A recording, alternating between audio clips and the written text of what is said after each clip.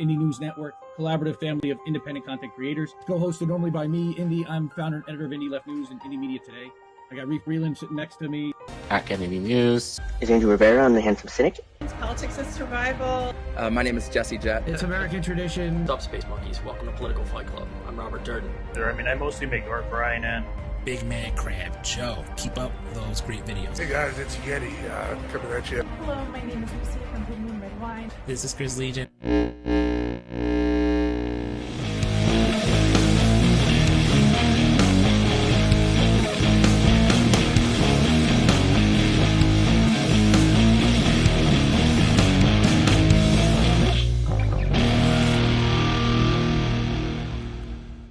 Keep fighting that good fight out there, guys.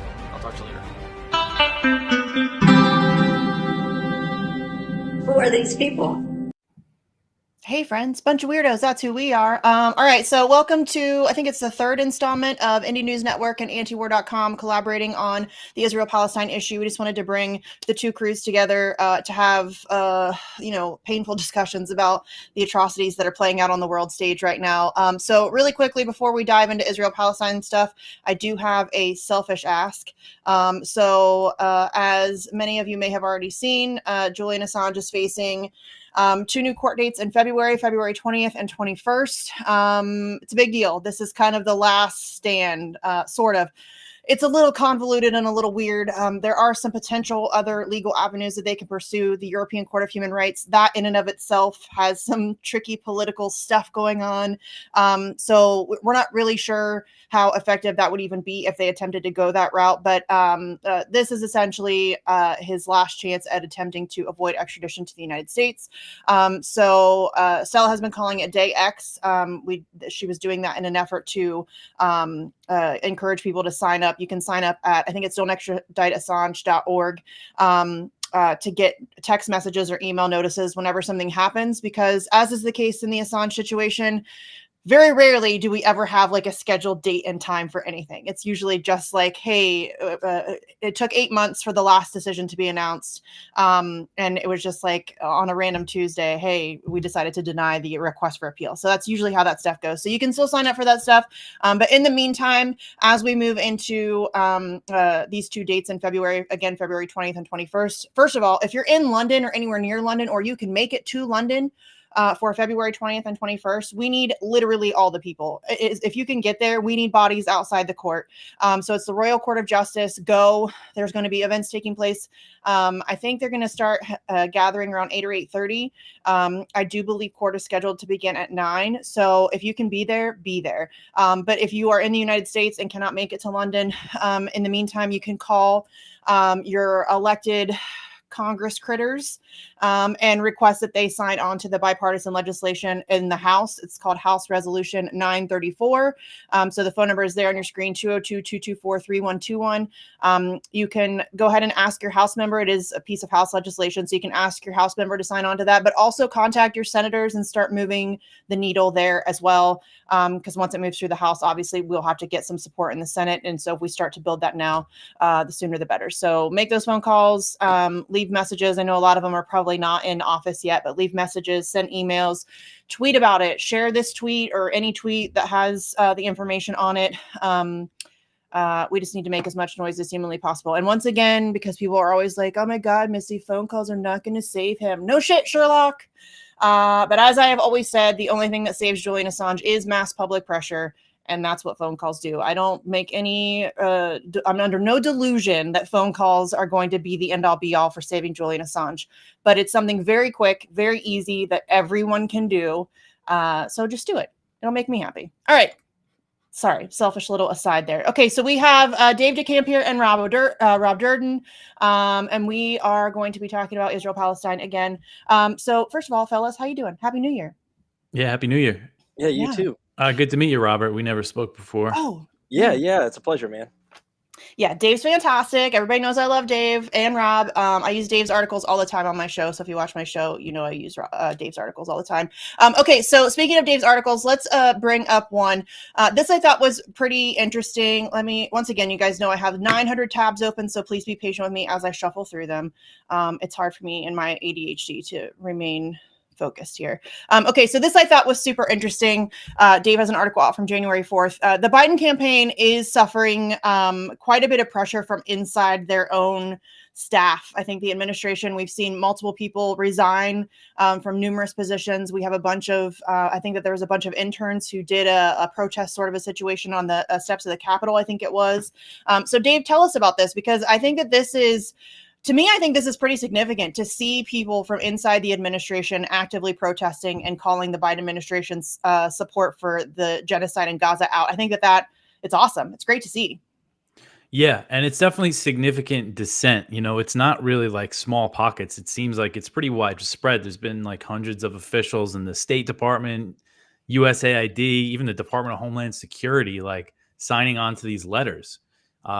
And some people have resigned. And so these are Biden campaign staffers. It's only 17 signed off onto this, but in their letter, they said they're having volunteers quit in droves. And I imagine it's a lot of young people, a lot of young Democrats, because that's the demographic that is, most unhappy about what Biden's doing here.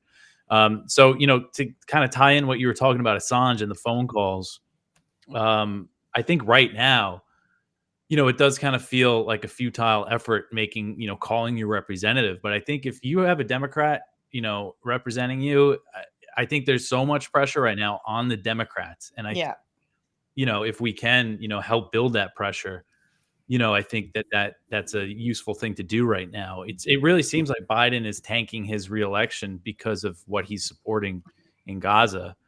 So I think we should try to capitalize on that. Yeah, 100% agree. And listen, again, phone calls are super. Hey, gamer, I love you too.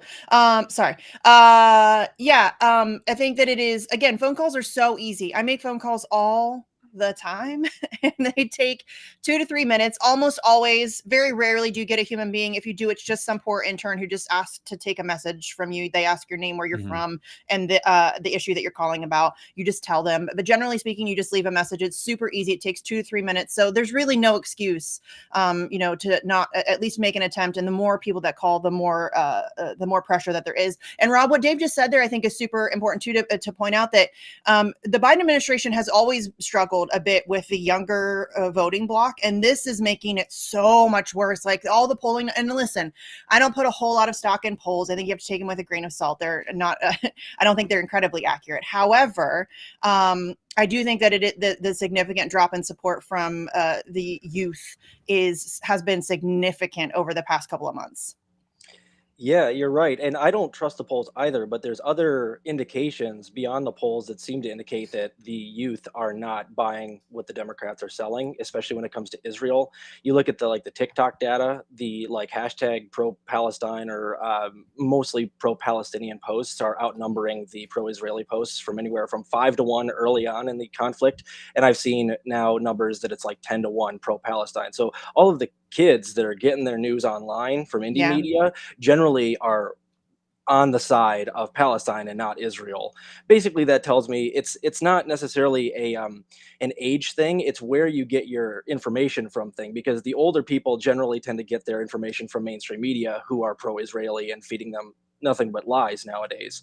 And in fact, I just saw something 2 days ago that CNN has been running 100% of their coverage and their commentary through the IDF before they actually put it out on there. That's for real. I know. So now we have confirmation. We already knew that, but I mean, now we have confirmation that the Intercept actually dropped that. So it's the young people, but it's anybody who happens to be getting their media online tends to be very, very much pro-Palestine. Now, the question is whether or not Joe Biden's going to actually realize that he's tanking and change some things before his election. I don't think he's there. So I don't think he's going to do that. But Dave's right. There are some Democrats who they're smart enough to realize that if you chain your election chances to this pro-Israel wagon, that you're basically committing suicide. Like you're really playing with fire. You're not going to win re-election, especially with younger folk who are now millennials now outnumber the boomers. So I mean, you have to do a political calculus. Are you willing to be on the side of this genocide, especially if it's going to cost you your job in a year? I think a lot of Democrats are vulnerable right now. I think they are. So yeah, one phone call that you make might be insignificant, but 1,000 or 10,000 phone calls to a very vulnerable pro-Israeli Democrat right now might be enough for them to kind of back off on the pro-Israel stuff and do the right thing for the wrong reasons. Yeah, for sure. And yes, that's a great point. I mean, every time I make a phone call, I feel like an idiot because I'm like, this is such a, you know what I mean? Like, oh, why they don't care about my stupid little phone call. But if it's me and 10,000 other people making the same phone call on the same issue, putting pressure on them, I mean, that's a little bit different. And so that's why, and again, only takes a couple minutes. And you just, the fact that you mentioned TikTok as like a accurate representation of where people are politically, I think that's it's so funny to me that that's the time we live in. But you're right. And I think it's also very important to point out that it does matter where people are getting their news from. And I think that mainstream media is dying a very slow and painful death. It's fun to watch because I hate mainstream media, but there's no doubt about it. I think mainstream media is on its way out. I don't think that there's any salvaging it. And they know it too. I think that they're very fully aware of it. And it's just interesting to watch that play out. So, okay, let's shift gears. I want to talk about this. I have another article out from Dave here. Let me pull it up. Hold on. Here I go again. Okay, so the South Africa, so I don't know if we talked about this on the last panel that we did. It's been a few weeks since we were able to do one. I know that I've been talking about on my show relentlessly. I had Sam Husseini on to talk about it. He was kind of the one sort of leading the charge publicly to encourage a country to do this. And South Africa, of all countries, I think it's just beautiful that it happens to be South Africa. But they have actually done the Genocide Convention through the ICJ, which is different than the ICC. We need to make that distinction. This is not the ICC. The ICJ is a very different system, very different court. And in fact, they have ruled in favor of Palestine in the past, which is why Sam Husseini made the suggestion to go to the World Court, which is what the ICJ is called, rather than go through the ICC. So Dave, tell us a little bit about South Africa. And there's also been a couple other countries, I think, who have come out in support of this effort. Yeah. Yeah, I can't think of them off the top of my head, but I know it is gaining some support. But if you read this 84-page case that they brought to the ICJ, I mean, it's a really damning case for genocide. I've always been hesitant to use the word genocide just in general because I feel like it's overused, and it certainly is overused because you consider some of the things that the U.S. calls a genocide. Biden called the war in Ukraine a genocide. They say that China's committing a genocide. But when it comes to this war, I mean, you look at kind of the basic definition, and the ICJ, the Genocide Convention, they don't get into like cultural genocide and everything. It's basically, are they trying to destroy a people or a nation in whole or in part? And it's very clear from what Israel's doing in Gaza. You just look at the death toll, but besides that, imposing a full siege, using starvation as a weapon, that they're trying to destroy, the Palestinians in Gaza. What they want is for them to leave. And that's very clear from all these leaks and just the rhetoric from Israeli officials. They want to expel them all into Egypt. Well, that's not going to happen. So they're basically just going to kill them all or make life as miserable as possible, trying to destroy Gaza, as a Palestinian nation, or, it's not exactly a nation, but you know what I mean? Yeah. So I think it's kind of an undeniable case. And I think the American officials who are supporting this genocide are very, nervous about this. And I think we could see I put a quote in, I mean, this story is about kind of the White House response, John Kirby's response. And he called it meritless, counterproductive, and completely without any basis in fact. And that's because, when the history is going to be written in the future, depending on how much longer this thing goes on, if somehow it stops, it'll be and they really lift the siege. But I can't see that happening soon, unfortunately. I think when this history is written, people like John Kirby, people like Matt Miller at the State Department, they're going to be, the Goebbels of the day justifying this. John Kirby sits up there and shrugs his shoulders when they ask about Palestinian civilians being killed. He's even said, this was early on, that, yeah, they're going to continue to kill civilians. It's a price of war, basically. Yeah, they've killed, but, they're going after Hamas. But, history's not going to look back kindly on those words. And he's cried before when talking about Ukrainian civilians being killed or Israelis being killed on October 7th. I mean, I just have so much contempt for that guy when I watch his press conferences. Just visibly annoyed when he's asked about Palestinian civilians. So, yeah, I think, and then when it comes to the power of the ICJ, what could they actually do if they rule it's a genocide? And that won't happen for a few years. The big thing here is that what South Africa is looking for is, in this initial hearing, is for the ICJ to declare that Israel's committing acts that might be genocide and for them to order a halt to their military operations. And they don't really have the power to do that. But if this is ruled, this is a big deal, I still think. And this, it's a real diplomatic blow to Israel and the U.S., which has already isolated itself so much. If you look at the votes at the UN using their veto power at the UN Security Council resolution over and over again. So I don't know how much longer they'll be able to sustain this if the world, basically declares it's a genocide. Yeah, and the world is already, and I think significantly against this whole thing. Anyway, we've seen that with the millions of people in the streets across the globe. But yeah, I think that obviously this is not going to be something that is the ICJ situation is not something that's going to happen overnight. But I do think that in terms of just continuing to put, and this is significant pressure. Like this is not protests, and not that protests aren't a significant pressure, but I think that this is especially if more countries sign on, which I don't know if countries have signed on or if they've just come out in public support of the effort. I'm not sure. I need to look into that a little bit further. Yeah, I'm not sure either. Yeah, I've seen a couple. I think Sarah Abdallah has tweeted about it a couple of different times, and I think Sam Husseini has also been trying to figure out like where these countries actually stand and if they're actually signing on to this or if they're just kind of publicly. If you're publicly supporting it, you need to also sign on to it. There's just no excuse to not do that.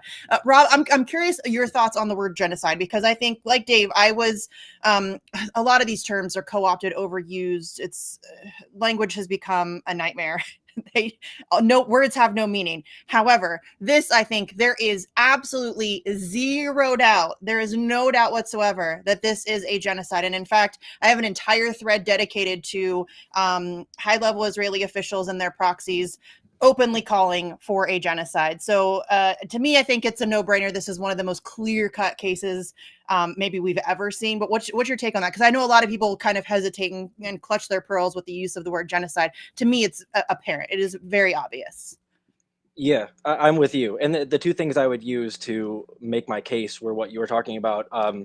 Israeli Defense Minister Yoav Gallant talking about how these are human animals and we're going to do siege warfare and cut off their water supply and their electricity. Genocidal language is just rampant within the Israeli elites. You got Isaac Herzog, president of Israel, talking about how everyone is Hamas in Gaza, basically equating everybody to terrorists so that they can do. So that's the first point that I would make. And that's, exactly right.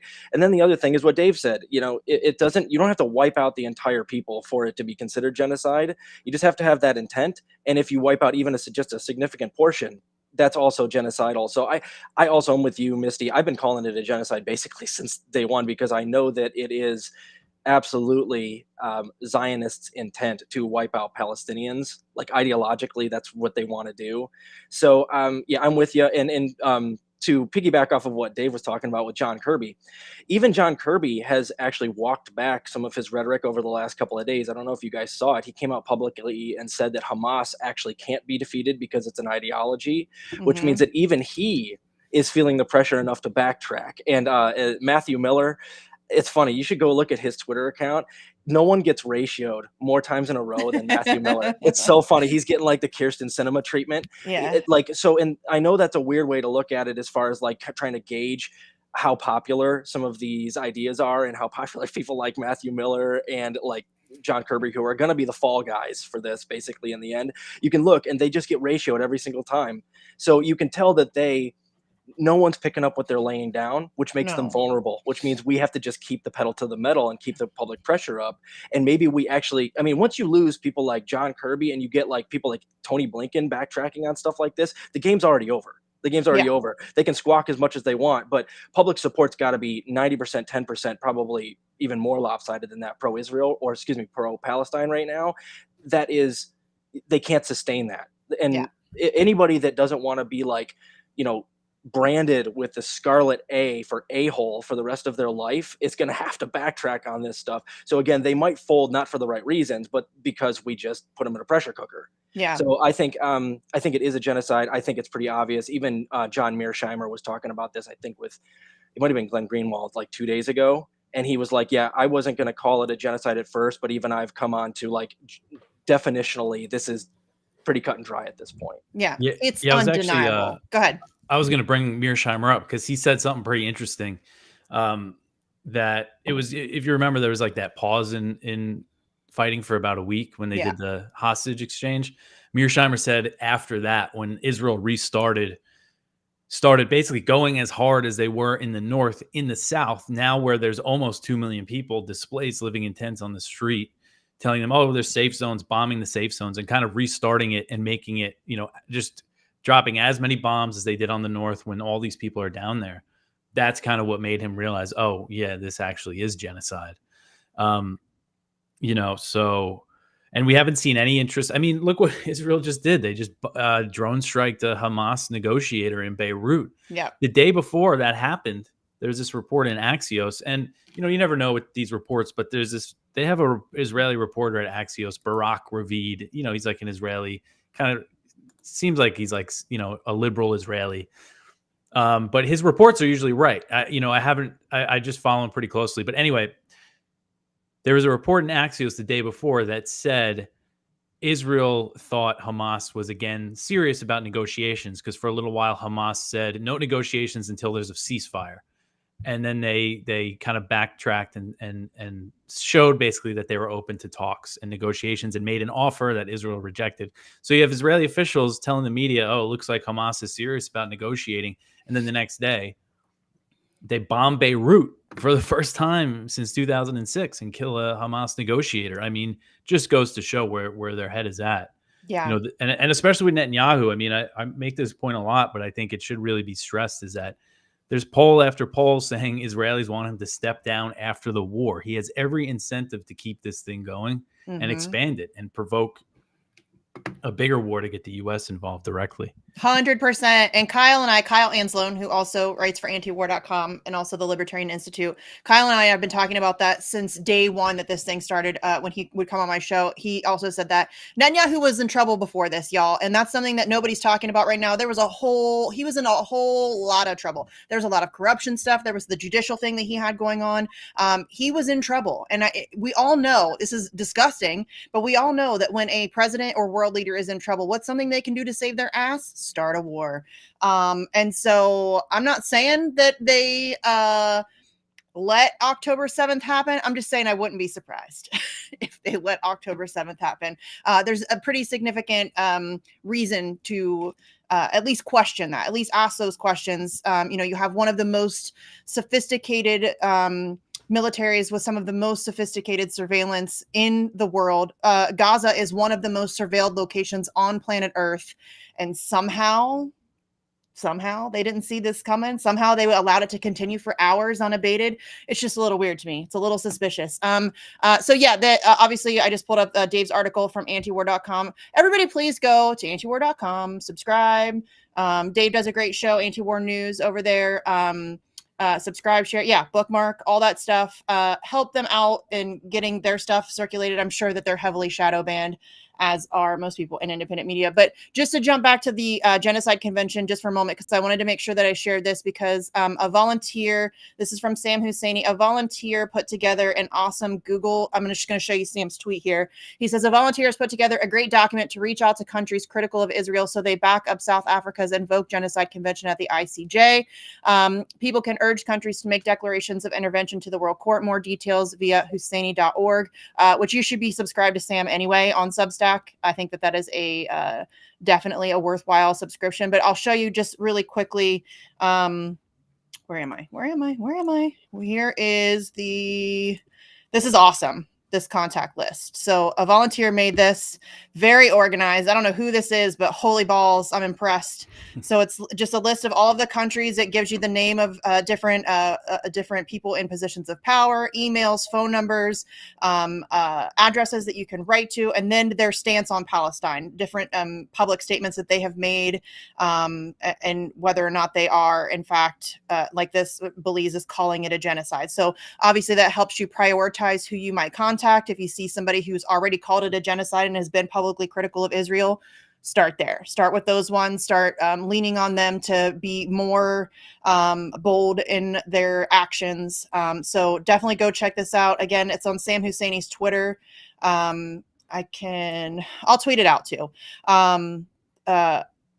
Yeah, but it's on Sam Husseini's Twitter. And then also if you go to Husseini.org, Sam's got an awesome article there where he just goes through what the ICJ is, some of the history of that stuff, why we should be contacting them rather than the ICC, all of that.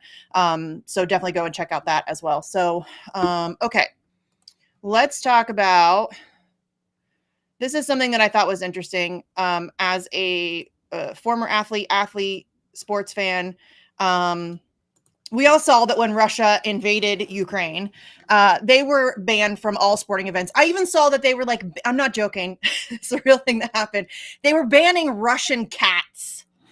I'm not joking. They were banning from like I don't know, cat contests. I don't know, like they have dog shows or whatever. I'm not joking. They really were. It is beyond absurdity. I remember I was watching the CrossFit games and there was one Russian guy at the CrossFit games and they just put like a white square where his flag was supposed to be. They didn't let him bring, I think he got like third or something, and they made him carry a CrossFit flag rather than a Russian flag. So absurd, so ridiculous. But if we're going to do that to Russia, certainly we should be banning Israel from competing in all international arenas. And as Miko Peled here says, sporting, academic, cultural, diplomatic, etc. George Galloway, I think, was one of the first to call for this.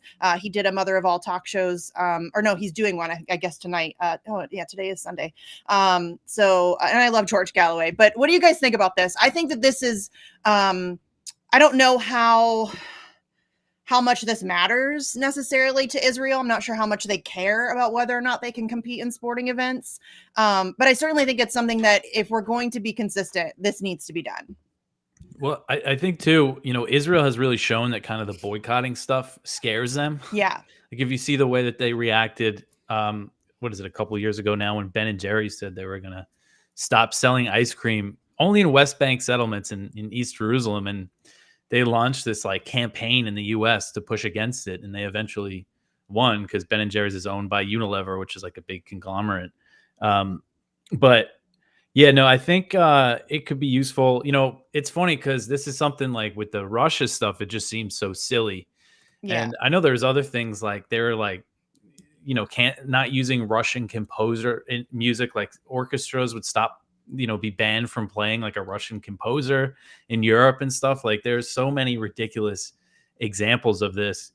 So yeah, I mean, I guess more pressure would be good. I can't really think of like I don't know much about like global sporting events besides like the Olympics.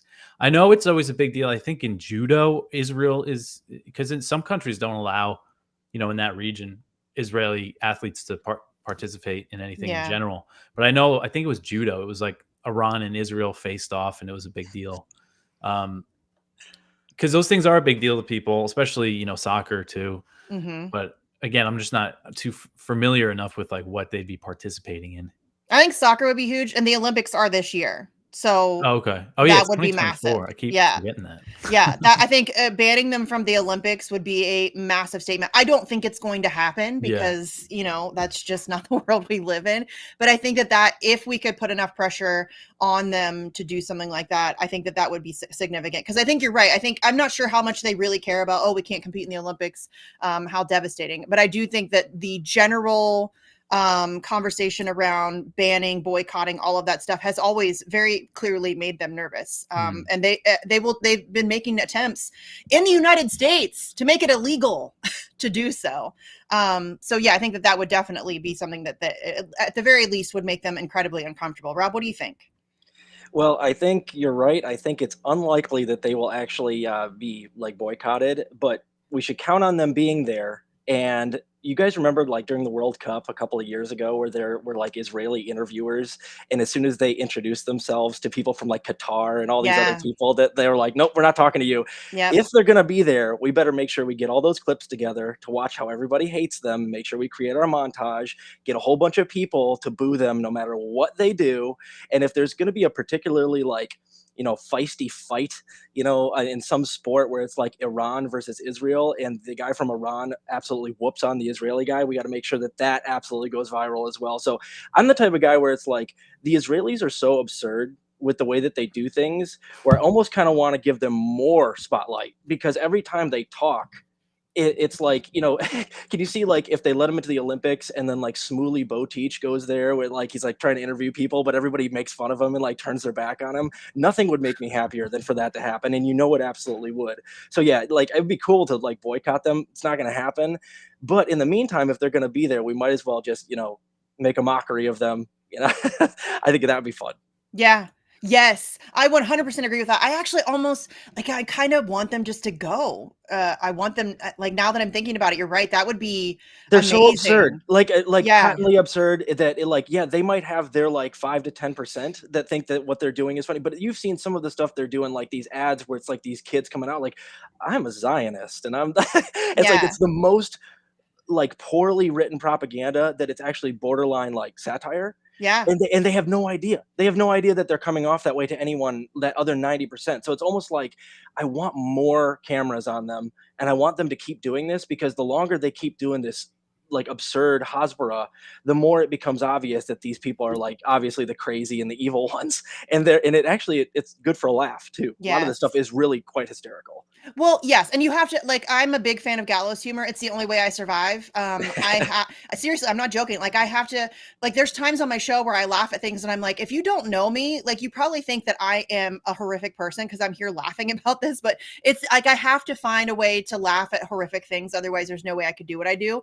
And I think that what's so interesting about what you said, and I've been talking about this a lot because prior to, and we've seen the situation with Israel and Palestine flare up numerous times over the decades. And in previous situations, up until this point, historically speaking, Israel has had a full lock on narrative. They have been able to just sell, they can basically control mainstream media in the West. They're able to just tell them what to print, what to say on air, all of that stuff. And so I think that and we kind of touched on this earlier, to me, I think what is so significant and what is one of the most interesting aspects of this whole situation is that there is no question about it. No denying it. There's no debating it. Israel has completely lost the narrative. They have completely lost the PR war. And I think that what has, in my opinion, what has been really significant facilitator of that is social media, is the idea that we now have the ability in real time to watch what's happening and then to also debunk the bullshit that they're putting out, which we have seen happen. I mean, how many lies have they been caught in, y'all? Seriously, like just bold-faced, disgusting, 40 beheaded babies. I mean, really? Al-Shifa Hospital being a Hamas command center, the rape allegations which listen, y'all, Max Blumenthal and Aron are absolute fucking legends, because that is not an easy subject matter to attack and attempt to debunk, especially if you're two dudes. And they have done their work on this is so unbelievably solid. It is good. It is relentless. It is fearless. They are not backing down. It is so important what they are doing. They're not getting enough credit for it, in my opinion. And it is, but the idea that Israel would lie to that degree, and the idea that the New York Times report, and what's his name? Gettleman, right? Gettleman? Am I saying that? Yeah. Okay. Yeah, the idea that he would mislead a victim's family members and say that, oh yeah, we're going to write about this, and then turn her into some rape victim, despite the fact there being no evidence to support those claims, is so disgusting. As a woman, I'm so repulsed by the weaponization of sexual assault in this. Anytime it's weaponized, but in particular, in order to justify a genocide, go fuck yourselves. You know what I mean? Like, I mean, it's really something like that New York Times story, the family, the picture that's featured in it, they like seeing what they said after. Yeah. Is just, I mean, you know that a lot of New York Times journalists are scumbags, but like to do that, to mislead them, a family like that, about their daughter who was killed recently. Yes. I mean, man, it's like a new low. And one thing that's kind of interesting, we've been like running, like linking to a lot more kind of just mainstream media articles on this, what's happening in Gaza, not stuff like that, obviously, but you see a lot of reports from like AP, even sometimes even the New York Times or the Washington Post, just basically from people on the ground. And like, they're just describing what's happening. And there's no way to put that in like kind of like any sort of light that makes Israel look good. Like, it's just describing the horrors. Like, there's one, I forget, I think it was the Independent, which again, just something like, it's not a news source I would normally just put a link to on our page, but it was describing a scene in a hospital in Gaza, and it was just so horrific. It was based on a British surgeon who just got home and was talking about it, and it's just like, yeah, just the reality of it, of what's happening on the ground. I mean, no matter what, even if you're like an Israel supporter, like, how can you justify supporting this just mass slaughter of people? And then we always hear over 20,000 killed, or whatever the number is now. And there's also the people injured, the thousands of children who are maimed and don't have limbs and had to get limbs cut off without anesthesia. Like, just hard. And women getting C-sections without, I mean, just like reading stuff like that, it's like, whoa. Yeah. Why are we, I think it's making a lot more people say, like, even like boomers who, you know, grew up just thinking for whatever reason that you had to support Israel. I would imagine it's making even them question, like, okay, why are we supporting, like, what benefit do we have, especially as now the risk of sending, you know, a real big war breaking out in the region and American troops are going to start dying. It's like, okay, what are we doing this for? You know, what? And that's a question I would like to ask. You know, I'm like 3.5 hours south of DC. I want to get into the State Department press briefing one day. I got to get up there. And like, I mean, there's a ton of questions I want to ask, but I really want to ask, like, just see what their best BS answer would be. Like, why is Israel so important? Like, what is the real benefit to doing this, to supporting them? What are we doing? And just kind of see what they say. Because it's just like, what can they say? Oh, they're our only ally in the Middle East. No, they're not. We're allies with Saudis, Bahrain, Qatar, all these Arab countries. Like that, you know, that narrative is just complete nonsense. I'm just curious what they would try to spin, you know? Well, I think, didn't Kennedy say straight up it's a military outpost? I mean, he just, I hate the guy, but at least he was honest. That's really what it is. It's just it's nothing more than a power, like, it's a resource grab, power grab. We want to make sure that we can control a region. So we just created Israel so that we have a foothold there. I mean, that's really essentially what happened. But even that, it's like, we're also in, again, like in all that, our biggest bases are in Qatar. The U.S. only has like a small secret military base in Israel. Yeah. It's just like, I don't know. I know. It is crazy though. It is crazy. But yeah, I mean, I do think it's been significant to watch the way that the narrative has completely fallen apart on Israel's part. Because again, they had such control over it. Prior to this, I used to say nobody does spin quite like Israel. I mean, I'm so bad at names, and I'm so sorry. When they killed the medic in the Great March of Return, Rezan. I'm so bad at names. Yeah, I I'm know sorry. who you're talking about. I can't think of. I'm terrible at names. I'm so sorry. I can see your face. I'm terrible at names. Like Rezan El Najjar, maybe. Yes, that might be wrong. Maybe I don't know. But when they killed her, I mean, within 30 minutes, they had a story out. She was using, she was human shield. Blah, blah. I mean, they had a story out, ready to slander her, ready to, and that was, you know, the way that they operated. They were so good at controlling the narrative, and I think now and also, there's just not enough credit in the world to the journalists on the ground in Gaza. There's just not. I have never seen more more incredible acts of courage. I can't imagine. They know they're being targeted. They're not dumb.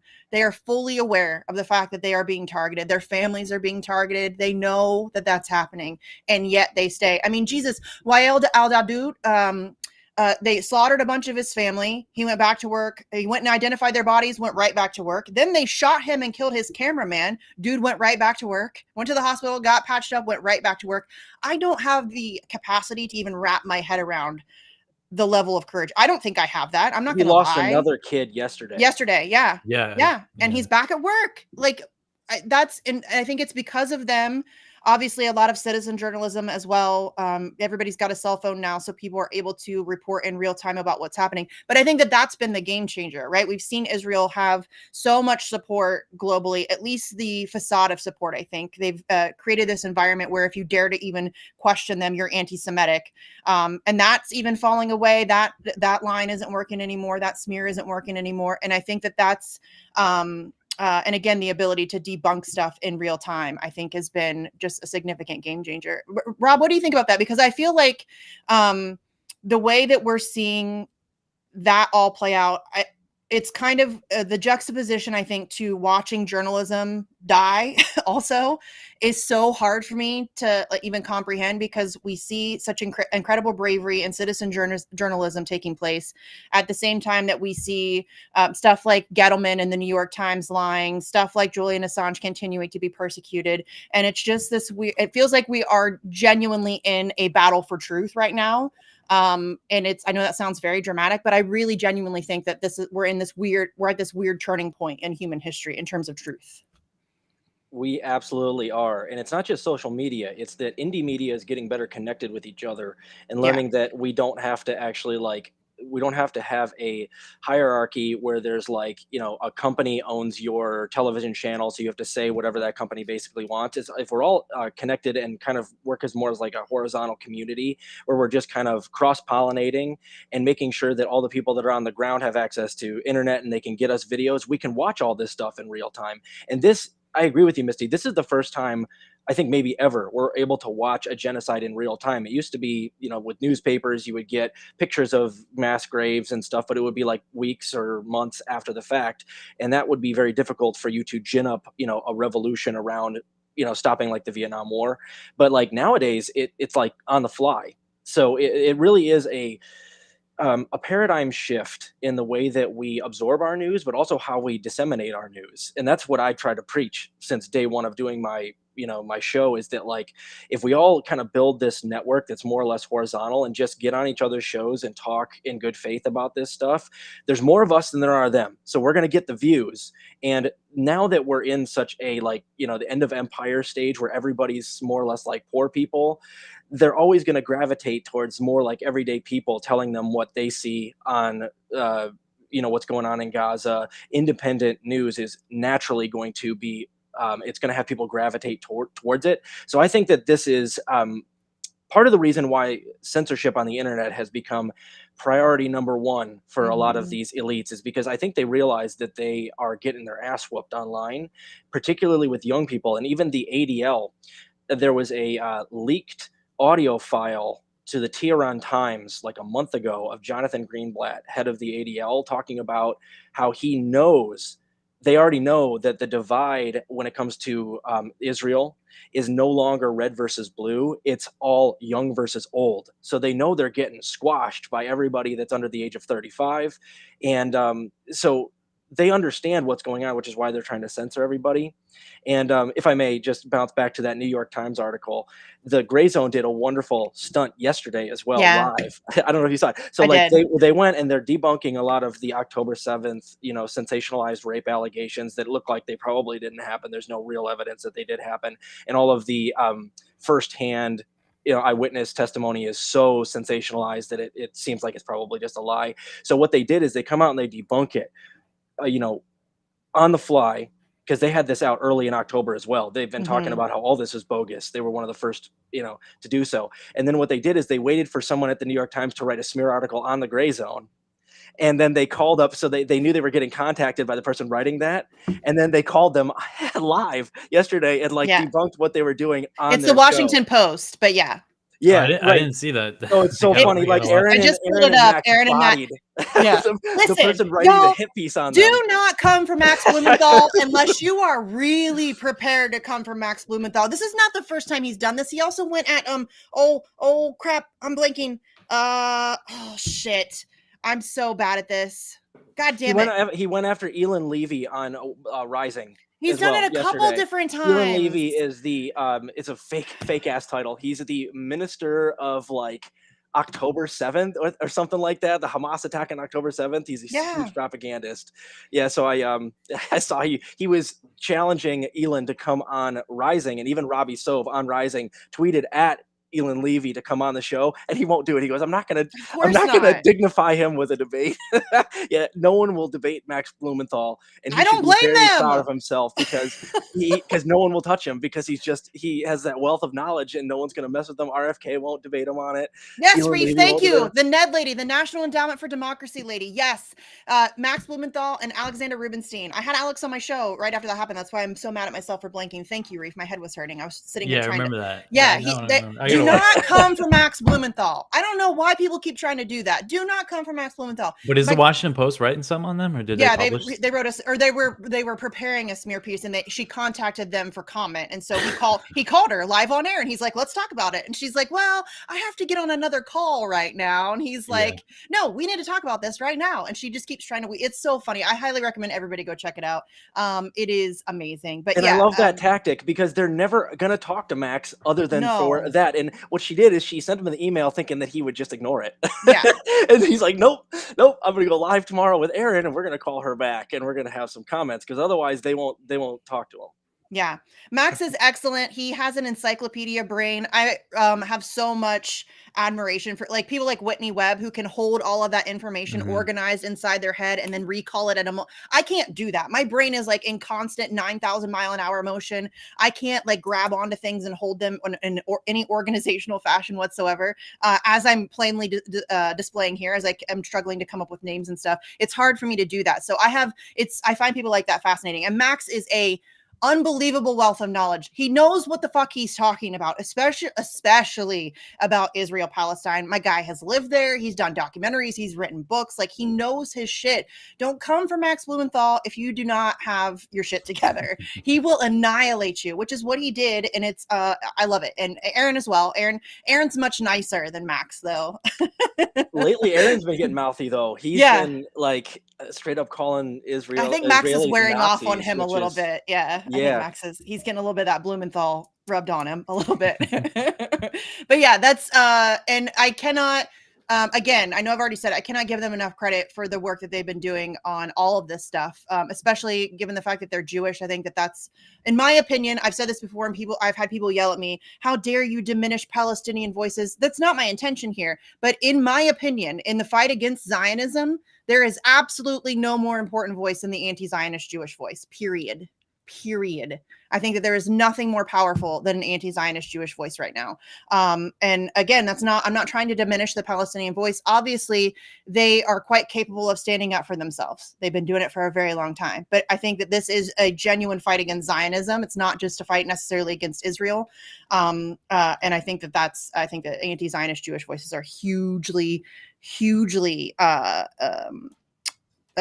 powerful right now. And I mean, we talked a little, I think Rob, you talked about a little bit earlier about the idea that, they keep trying to pretend as if this is a fight against Hamas, and that, if you blow up, they just killed 80 people, I think, in an attack on a civilian building. You blow up 80 people, and they keep trying to claim that, there was a Hamas fighter there. So let's just pretend you're right. Let's just pretend that there's one Hamas guy in a building with 80 people in it. Let's pretend there's 5 Hamas guys in a building with 80 people in it. Do you think that blowing up 75 innocent people is going to kill Hamas? Or do you think that that is just a really good recruiting day for Hamas? Because that's what you're doing. You're just recruiting for Hamas. This doesn't end Hamas. This ensures that Hamas continues forever and ever and ever. I mean, why do you think it started in the first place? And I actually wanted to pull up, come on, hold please. Caitlin Johnstone, you guys know I love her. She just wrote this amazing piece. It's insane that anyone is still supporting Israel. And she's often very good at putting into words the things that I'm trying to say and struggle with. And I highly recommend this article, because to me, this is something that I just don't understand. I don't have the ability to make it make sense in my head. How anyone, and we kind of touched on this earlier, how is anyone still supporting Israel at this point, y'all? This is not even almost confusing. It's not, this is very clear. There is the oppressor and there are the oppressed. There's the occupier and there are the occupied. This is not even close. It's not this. There's a very clear bad guy here. And is it just the power of propaganda? Do you guys think that that's what it is? Or that people are just so unbelievably mind fucked that they can't see it? Because I just don't understand. I don't understand how anyone is still able to offer any support whatsoever for Israel at all.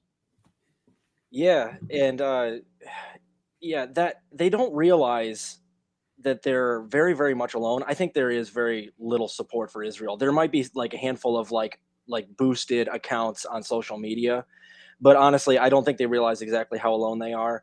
And it leads them to do things kind of like what I was talking about earlier. When when you argue something like, oh, we just killed 80 civilians to get one guy, even political novices look at that and go, proportionality. Like you can't do that. If there's a school shooter that goes into your elementary school and you get there and the police get there and then they order an airstrike on the school and say, Right. hey, we had to get the school shooter. You go, no, you just killed all of our kids to get a school shooter. You can't do that. And so any normal person's going to look at that type of argument. Well, we had to do it because there was one Hamas there.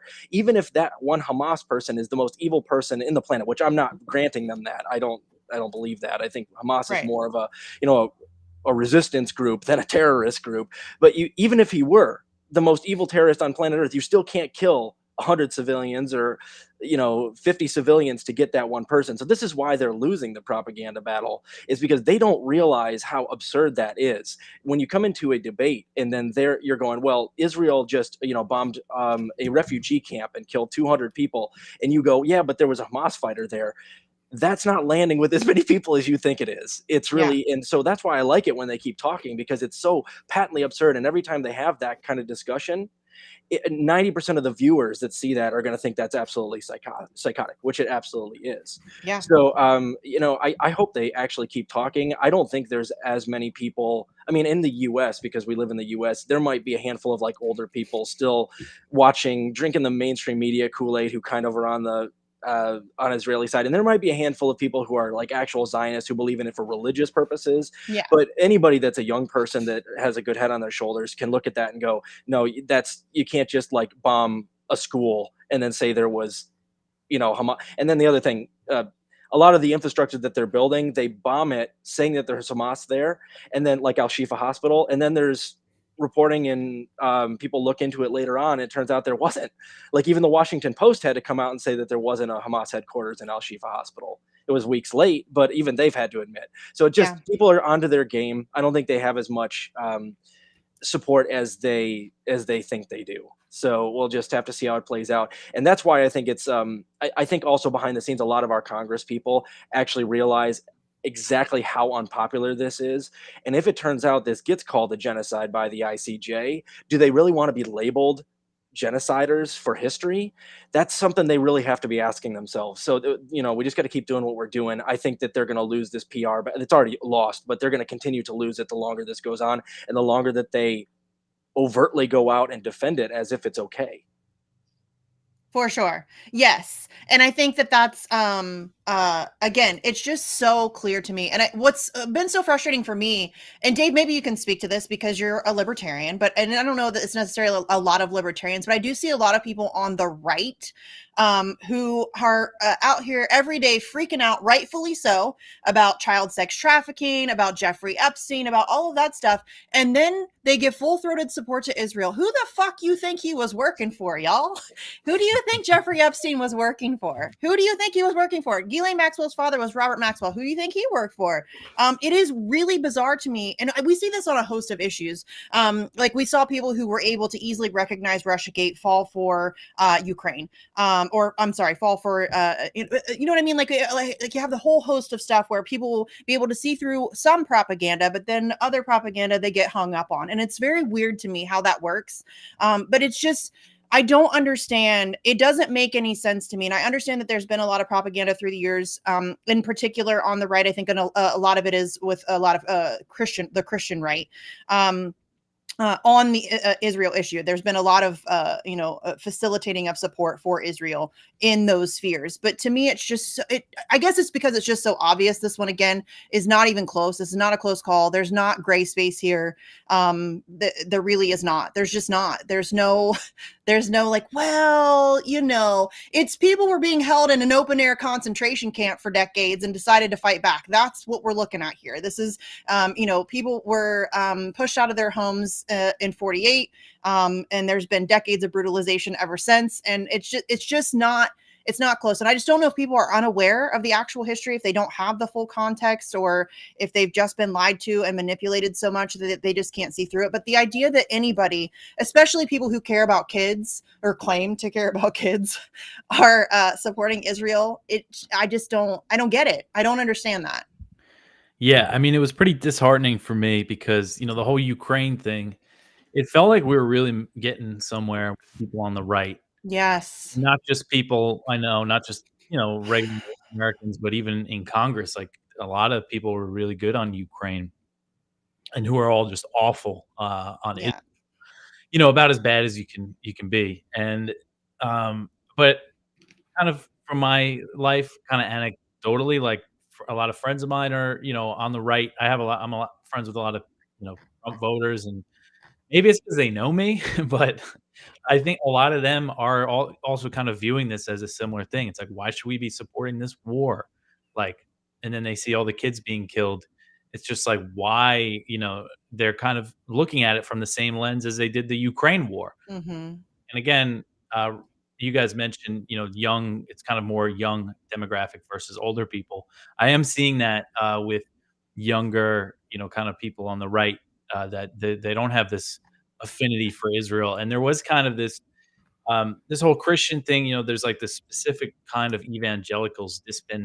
I forget how it's pronounced exactly, because I remember I said something on my show about, there's these evangelical Christians who have to support Israel, and I had a few evangelicals say, hey, that's not me. That's somebody in the chat knows Dispen. I forget, but anyway, it's this very new type strand of evangelical Christianity that started in the 1800s that they think they have to support Israel and Jews in the Holy Land. When if you look at, you read the Bible, anything about Christian doctrine, there is no need for a Holy Land anymore. That's all kind of Jesus's whole thing.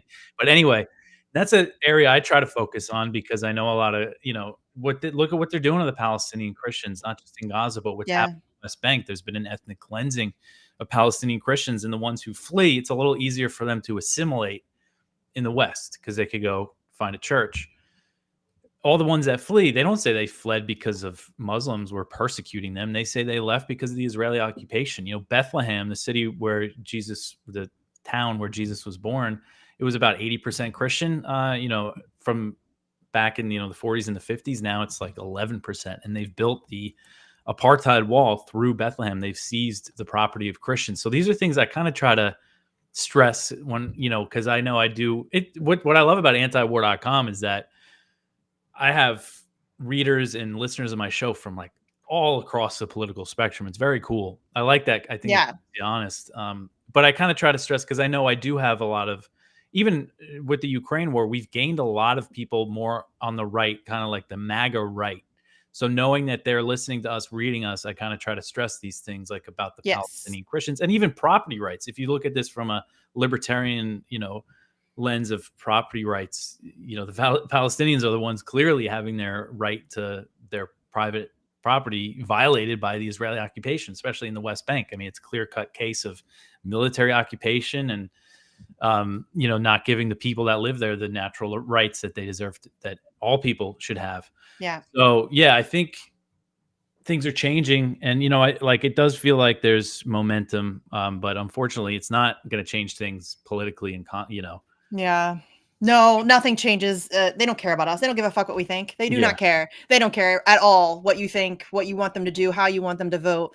If you don't have billions of dollars to shove in their pockets, they do not care at all about what you think. So, okay. And yes, I love the fact that I'm in the same position. I have a very diverse audience. I have people from all across, and there are some people who would say that that's bad. Like I remember when they tried to point their finger at Jimmy Dore and say that, you MAGA people listen to you. See, that's good. Like, it's really weird to me that people expect you to isolate yourself into some kind of weird bubble and only have, other people from your safe space that watch your show. I want people from all across the political spectrum to watch and listen. I mean, to me. You think about real life, like, I have friends, family. I'm not the type of person that would cut somebody off for their political views. No. I even have friends that are, Israeli, and I know someone whose daughter's in the IDF, and they're my friend, and I know actually somebody who is basically, his family's from Israel. He's kind of pro-Israel, but he started listening to my show and listened every day. And I'm just like wondering, is he still listening? Because he could be. Maybe I changed his mind on an issue that's so like personal to him. Yeah. Even though he has family from, you just never know. I just don't think it's worth cutting really anybody out of your life, or like to kind of I mean, I guess it depends on like your relationship. Like I would not cut family members off for that. I mean, if it's just like some acquaintance or whatever. I mean, if you're supporting genocide, I kind of side eye you a little bit. You know what I mean? Yeah, like, yeah. I mean, I don't see how we could really have much in common if you're somebody who's willing to support genocide. But I mean, I also know, so it's interesting, someone I have in mind who was Israel posting for a while when this thing first started has stopped. Like, yeah, kind of, and I wonder, like, looking at that, thinking about what's going through their head. And it actually stopped when Israel killed 3 hostages. I think that was a big moment for a lot of people, pro-Israel people. Like, wait a minute, what are they doing? Like, isn't the whole point to get the hostages? And they killed them when they were naked with the white flag. Yeah. Yeah. Yeah, I think a lot of people who were previously pro-Israeli are, and we've seen that. Like I've seen numerous TikToks or whatever where people are like, "Listen, I am Jewish. I was raised in a Zionist family. I was brainwashed to think all of these things." And this situation has kind of been a smack in the face to them. And I think a lot of people are re-examining their positions. And I think that that's fantastic. I honestly don't think it's going to be soon enough to save Gaza, which is unbelievably sad. But I think that it just seems like we're on a collision course with disaster there. They've already completely leveled most of it, made it uninhabitable, which was the goal to begin with. It's so much easier to bulldoze and rebuild your Zionist heaven if you just go ahead and blow it up first. You know what I mean? It's so much time. It saves so much time. So unfortunately, I don't know. Okay, we're out of time. I don't want to keep you guys all day. I want you to be able to go and enjoy your Sunday. Rob, tell everybody what you have coming up. Where can people find you, support you, all that stuff? Yeah, I don't use my YouTube channel very much anymore. That's where I do the book club. It looks like we're going to be analyzing Seymour Hersh's Chain of Command coming up here. I'm still having votes coming in. I gave my viewers a chance to kind of like vote on what book we're going to do. And then I'm on Rockfin and Rumble, Robert Durden, Real Rob Durden on Twitter, and you can just, follow me whenever. I've been a little bit slower on the videos this season because I have a youngster. We had a kiddo, but yeah, I still upload to Rumble pretty routinely and Rockfin about every 3 or 4 weeks. Yeah, kids slow stuff down. yeah, he's loud. He only takes 1 nap a day for about an hour, which is what I'm doing right now. I'm doing it's this. Rough. My kids are older and they still slow stuff down, so I get it. All right, Dave, what do you have coming up? Where can people find you? All my writings at Antiwar.com in the top news section. That's what I focus on. I write kind of these short news articles every day. So go to Antiwar.com. You can listen to my show, Anti-War News with Dave Decamp. It's on YouTube, Odyssey, Rumble, or most people listen to the audio version. So wherever you listen to podcasts, and you can follow me on Twitter. That's pretty much it. Yeah. And Dave is a regular on my show too. I try to have him, as often as possible. Okay, so my show on TNT Monday through Friday, 5 p.m. This week it's kind of a libertarian week, which was unintentional, but here we are. So Monday we have Kyle Anzalone. Tuesday, Connor Freeman. Wednesday, Sarah Higdon. Thursday, Dave Benner. And then Friday, which happens to be my birthday, is Elizabeth Voss from Consortium News. I'm very excited to have Elizabeth on with the Assange stuff coming up. I'm trying to get as many Assange-related guests. I'm working on getting one of the plaintiffs from the CIA case on the show to talk about that, because that's a whole thing. If you haven't been following that, you should be. And then obviously just trying to get as many shows in about Assange as I can before the court dates in February. So again, let me pull that up one more time. Did I already delete it? Oh, did I? Oh, fuck my life. Hold on. I'll pull it up real quick. I just want to give you guys one more thing. One more thing before we go. One more thing. So just to go to what Dave was saying about how if you wanted to go and ask Congress like about all of this stuff, the reason that they'll never be able to give you an answer on this stuff is because of the Epstein stuff. And now, okay, do you know how Tony Blinken is related to Epstein? Like, so it's Epstein, Ghislaine Maxwell, just like his stepdad, right? Stepdad, right. Yeah, Samuel Pisar. It was Epstein's lawyer and confidant was his stepdad. So that tells you this, like, these people they're all controlled. Yes. So that's why they're never going to give you, and they will go to the bitter end because the alternative is that, We're not Robert Kennedy, fully fucking controlled, y'all. Stop it with your nonsense. He's a grassroots peace candidate. Go fuck yourself. Yeah, since Epstein Zionist is in the news, I had to mention that, like, literally the Secretary of State and the Secretary of Defense, like, all of these people they're compromised. Of course they are. Yes, they are completely controlled. That's all I wanted to say. Yeah. Okay. So here's the graphic one more time. Please go share this with everybody everywhere. Try to make as many phone calls as you can. You can call more than once. Be annoying. I am. The more you call, the more they have to hear. They have to take note of every call that they get and what the issue is for. So the more you call, the more notations there will be on the issue. So call, share it with your friends, make your friends call, have a little phone call party, whatever you got to do. We need as many phone calls as we can get leading up to the 20th and the 21st. Obviously, the court date is in London, so it's not necessarily directly impacted by what our Congress thinks, but the charges stem from here. It is a United States case. And so we need to start putting as much pressure. Really, we should have been doing this all along, and some of us have been, but we need as much pressure humanly possible in the United States. They just need to drop the charges. It's bullshit. There are the idea that they even think they have a case is astonishing to me, but here we are in the upside down world. So make as many phone calls as you can. I'm not sure when we're doing another one of these. It's hard to schedule. Everybody's very busy. So we'll try to put one together, see who we can get scheduled, who has the most free time or whatever in the days coming up. But we'll try to get one out relatively soon. If there's anybody that you want to see from Antiwar and INN team up, let us know. If there's like a little pairing that you think would be interesting or cool or whatever, let us know. And yeah, I think that's it. Does anybody else have anything else? Are we good? I think we're good. Yeah, and thanks for the happy early birthday, Charlie. I love my birthday. It's my favorite day. Yes, I'm a Capricorn. I get my way all day. It's amazing. I mean, after work, but it's fine. All right, y'all. We will see you on the next one. Thanks for tuning in. We appreciate you.